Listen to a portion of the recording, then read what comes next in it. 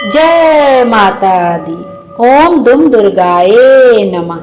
या देवी सर्वभूतेषु दुर्गारूपेणी संस्थिता नमस्तस्यै नमस्तस्यै नमस्तस्यै नमो नमः।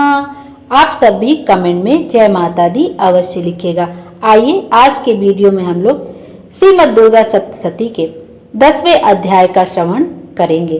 चैत्र मास का पावन महीना चल रहा है और चैत्र मास के पावन महीने में ही चैत्र की नवरात्रि पड़ती है। चैत्र की नवरात्रि में श्री दुर्गा सप्तशती के अध्यायों का श्रवण करने से हमें मनवांछित फल की प्राप्ति होती है। अभी तक हमने 9वें अध्याय का श्रवण कर लिया है। आज की वीडियो में हम लोग 10वां अध्याय शुंभ वध का श्रवण करेंगे।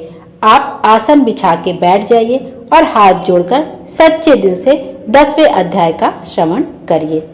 महर्षि मेधा ने कहा, हे राजन, अपने प्यारे भाई को मरा हुआ तथा सेना को नष्ट हुई देखकर क्रोध में भरकर दैत्यराज शुंभ कहने लगा, दुष्ट दुर्गे, तू अहंकार से गर्व मत कर, क्योंकि तू दूसरों के बल पर लड़ रही है। देवी ने कहा, हे दुष्ट, देख, मैं तो अकेली ही हूँ। इस संसार में मेरे सिवा दूसरा कौन है? यह सब मेरी शक्तियां हैं। देख, यह सब की सब मुझ में प्रविष्ट हो रही हैं। इसके पश्चात ब्राह्मणी आदि सब देवियां उस देवी के शरीर में लीन हो गई और देवी अकेली रह गई। तब देवी ने कहा, मैं अपनी ऐश्वर्य शक्ति से अनेकों रूपों में यहाँ उपस्थित हुई थी। उन सब रूपों को मैंने समेट लिया है। अब अकेली ही यहाँ खड़ी हूँ, तुम भी यहीं ठहरो। महर्षि मेधा ने कहा। तब देवताओं और राक्षसों को देखते देखते शुंभ देवी और शुंभ में भयंकर युद्ध होने लगा। अंबिका देवी ने सैकड़ों अस्त्र शस्त्र छोड़े। उधर दैत्यराज ने भी भयंकर अस्त्रों का प्रहार आरंभ कर दिया। देवी के छोड़े हुए सैकड़ों अस्त्रों को दैत्य ने अपने अस्त्रों द्वारा काट डाला। इसी प्रकार शुंभ ने जो अस्त्र छोड़े उनको देवी ने अपनी भयंकर हुंकार के द्वारा ही काट डाला।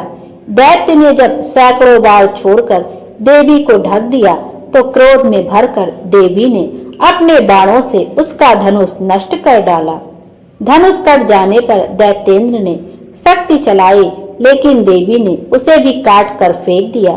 फिर दैत्येंद्र चमकती हुई ढाल लेकर देवी की ओर दौड़ा, किंतु जब वह देवी के समीप पहुंचा तो देवी ने अपने तीक्ष्ण बाणों से उसकी चमकने वाली ढाल को भी काट डाला। फिर दैत्येंद्र का घोड़ा मर गया, रथ टूट गया, सारथी मारा गया। तब वह भयंकर मुदगर लेकर देवी पर आक्रमण करने के लिए चला, किंतु देवी ने अपने तीक्ष्ण बाणों से उसके मुदगर को भी काट दिया। इस पर दैत्य ने क्रोध में भरकर देवी की छाती में बड़े जोर से एक मुक्का मारा। दैत्य ने जब देवी को मुक्का मारा तो देवी ने भी उसकी छाती में जोर से एक थप्पड़ मारा। थप्पड़ खाकर पहले तो दैत्य पृथ्वी पर गिर पड़ा, किंतु तुरंत ही वह उठ खड़ा हुआ। फिर वह देवी को पकड़कर आकाश की ओर उछला और वहां जाकर दोनों में युद्ध होने लगा। वह युद्ध ऋषियों और देवताओं को आश्चर्य में डालने वाला था। देवी आकाश में दैत्य के साथ बहुत देर तक युद्ध करती रही। फिर देवी ने उसे आकाश में घुमाकर पृथ्वी पर गिरा दिया। दुष्ट आत्मा दैत्य पुनः उठकर देवी को मारने के लिए दौड़ा। तब उसको अपनी ओर आता हुआ देखकर देवी ने उसकी छाती विदीर्ण करके उसको पृथ्वी पर पटक दिया।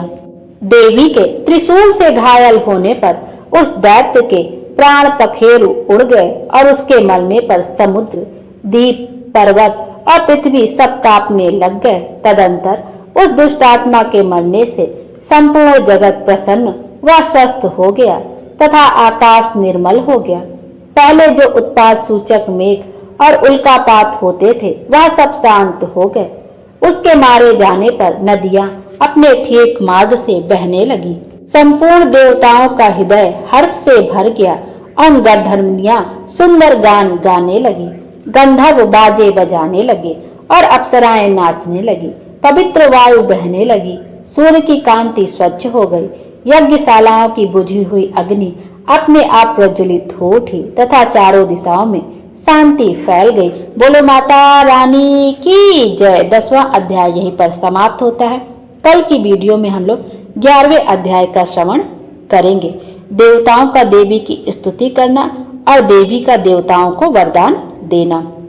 इसके बाद आप क्षमा याचना और दुर्गा देवी के 108 नामों का जाप अवश्य कर लीजिएगा। माता रानी हम सब की मनोकामना पूरी करे और हमारे जीवन को खुशियों से भर दे। Thank you.